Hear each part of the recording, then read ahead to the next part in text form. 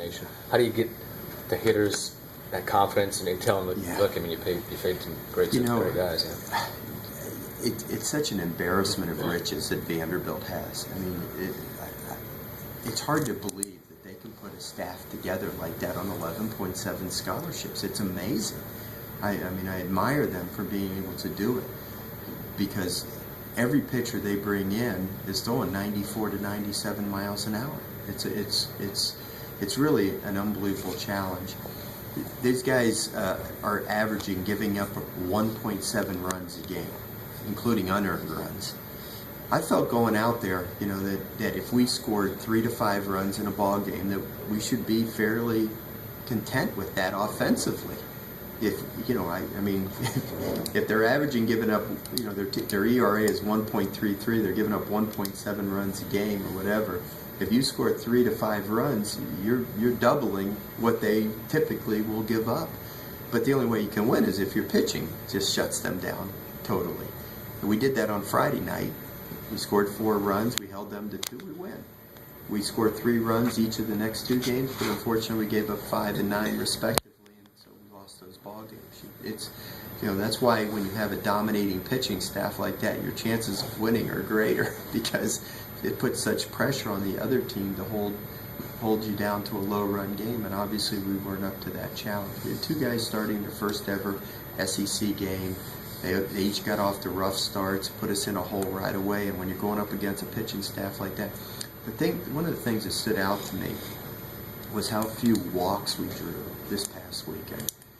Even Beatty, who is known to walk batters, although this year he seems to have has his control under control.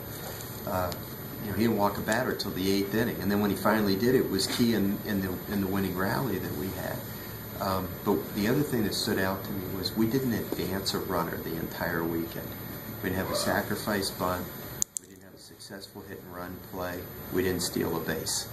So every time we scored, we either had to knock them in or get some help by errors on their part. And it's hard to score a lot of runs when you do that. But we scored, we didn't have but about 20 base runners the whole weekend, and 10 of them scored. So actually we were pretty efficient. Just wasn't enough scoring when you give up 5 and 8 and 9 runs in the other 2 games. Go ahead, man. The pitching, Bowman and Poche first conference dog, don't you think they had a lot to do with this? I think it had a lot to do with it, Brian. It's just so hard to prepare. I just told the kids, when I saw them on Sunday morning getting off the elevator after breakfast, I called them off to the side and I said, you guys realize you actually did better than Aaron Nola did in his first SEC start. Nola gave up 5 runs in his first inning against Mississippi State 2 years ago in his first start. But very similar to what Nola did, and you may not remember this, but Nola gave up those 5 runs in the first inning 2 years ago as a freshman, and then he threw like 4 shutout innings right after that. And then I think he gave up 1 run in the next inning, and then we took him out of the game. But that's what Bowman did. He gave up 3 in the first and then threw 3 shutout innings, albeit Stevenson made a tremendous play to save 1 run with a diving catch with 2 outs. And then Poche, he gave up the 3 runs in the second inning and gave up only 1 run after that. And I thought he was settling in pretty good. Problem was his pitch count had been run up, and we were already down in the game, and I didn't want him to just keep pitching until he failed some more. I wanted him to leave the game, feeling good about himself, because I thought he threw the ball very well. I actually thought, even though Poche, the results didn't show it, he had 5 walks. I think 1 was intentional. The other 4 walks, he wasn't off by much. There were a lot of close pitches that were called balls, and I actually thought he was sharper Saturday than he had been in his 2 previous outings. And so I'm excited about Poche. I think he's going to be fine, and I thought Bowman, handled himself well after that first inning. The first inning, the worst thing Bowman did was he walked the first batter. The next 3 batters, he got 2 strikes on each of them. He just couldn't put them away. And you give credit to them. Kyle doesn't have overpowering stuff, so he doesn't really have a knockout pitch.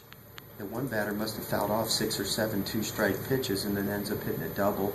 The same thing happened with the next 2 guys. So, you give partial credit to them. You give partial that Kyle just doesn't have overpowering stuff to put them away. And, they hit them where our defenders weren't, and They got off to a lead. I thought he settled in after that, Brian, and pitched okay.